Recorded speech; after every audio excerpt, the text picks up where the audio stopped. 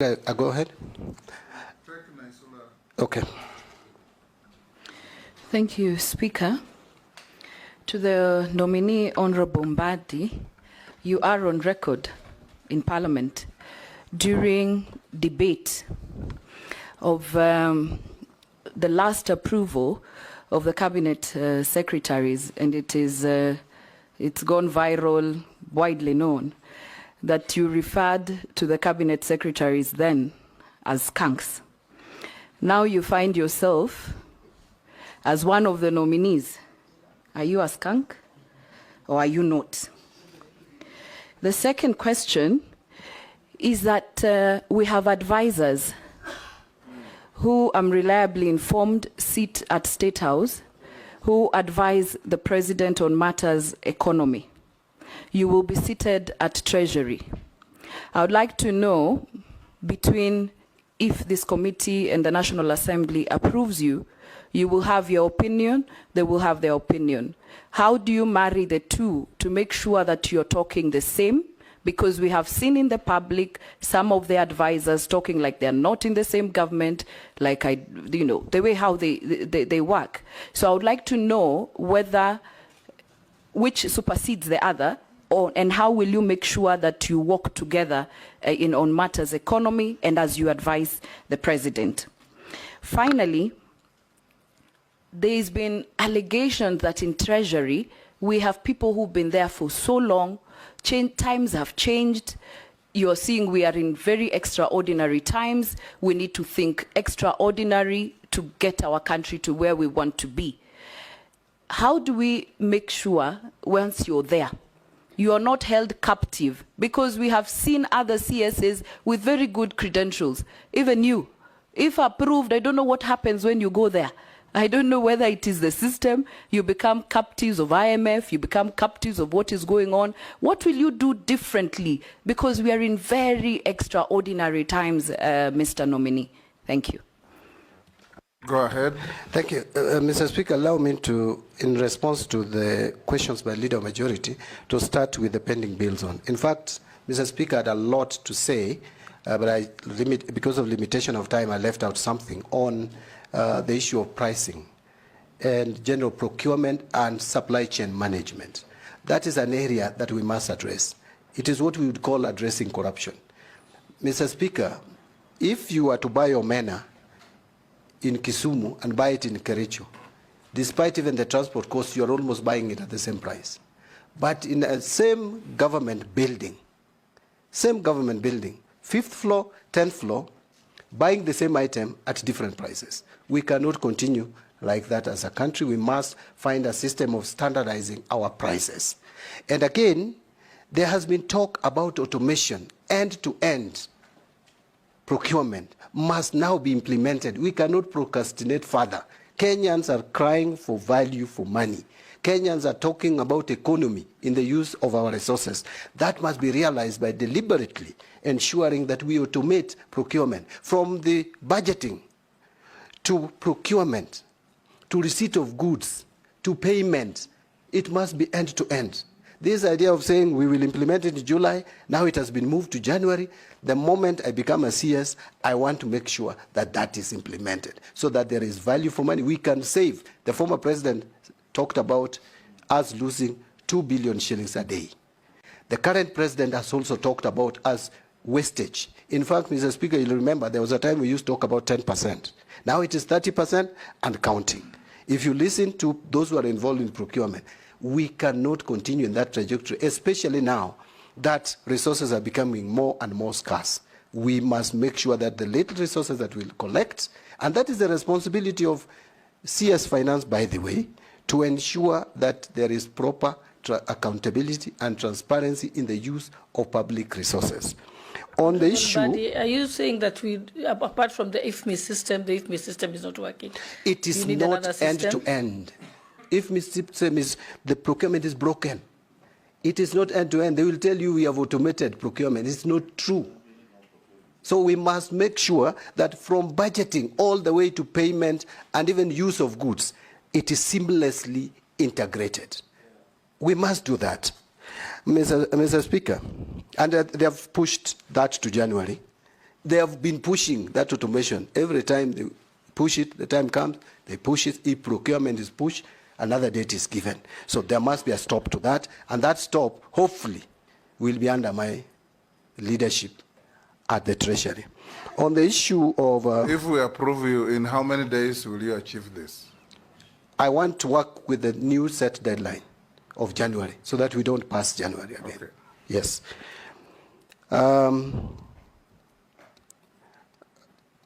The communication, I am in total agreement. In fact, the reason why we lost the finance bill was communication. And this we must change. And by the way, one thing that I would want to talk about and maybe advise the current government, now that I'm going to sit at the highest policy decision-making body, if approved, is that we must improve on our communication.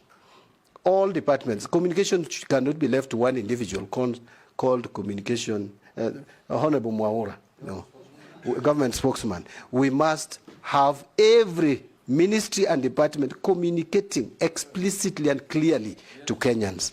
And Treasury is going to lead.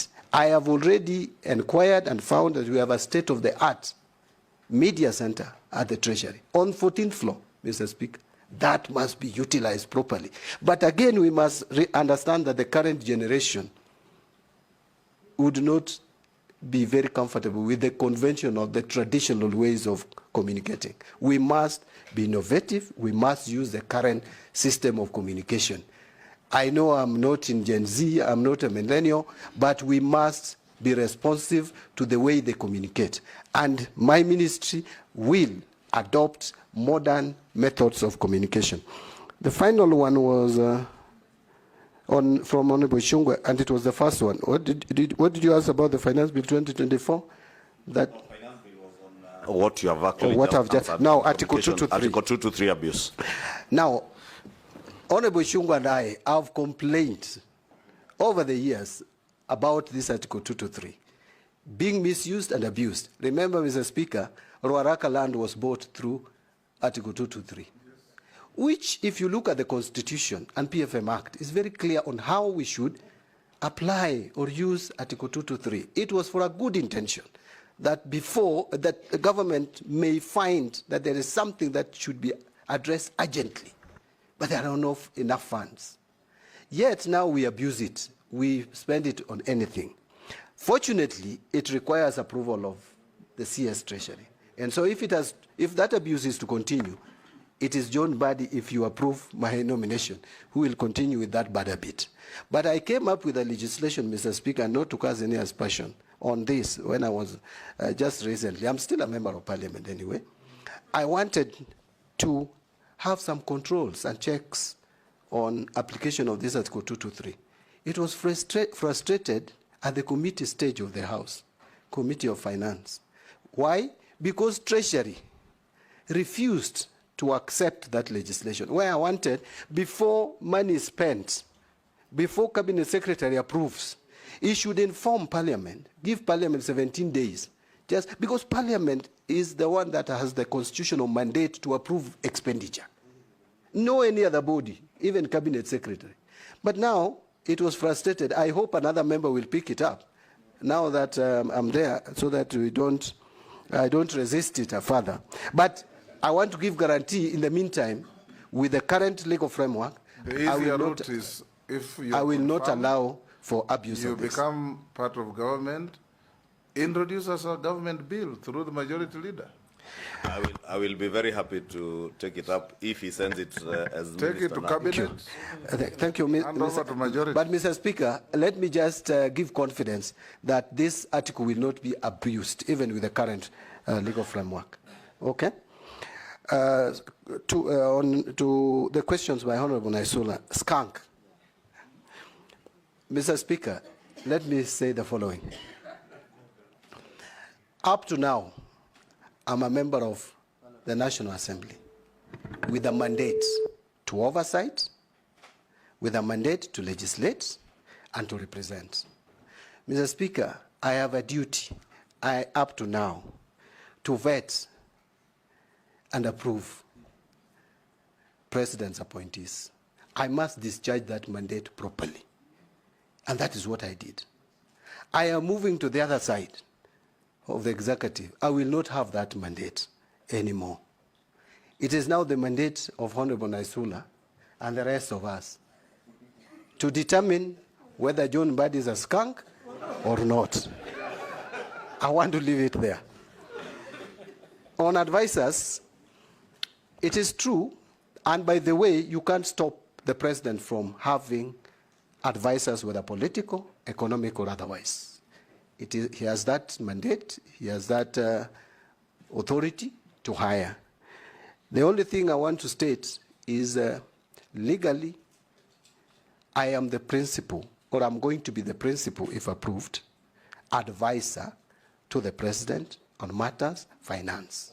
You advise, the person advised takes the advice or not.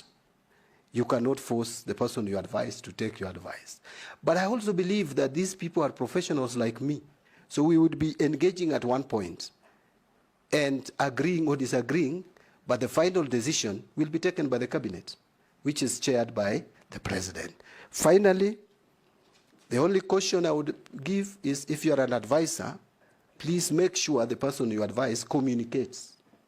Don't communicate on behalf of the person you advise. So if I have advisors today, what I would do is to tell my advisors, please make sure when you advise me, I communicate the advice. The rule of thumb, advisors are never known. Thank you. They are backroom operators. Yes. Yes. Thank you. Finally, it's about, you are very polite. They call them treasury mandarins. The people who frustrate the efforts, the good efforts of the treasury. I don't want to call them treasury mandarins. Some of these gentlemen, ladies and gentlemen, are actually very experienced. Almost all of them, by the way, very experienced economists, accountants, finance experts, etc. It is just about leadership.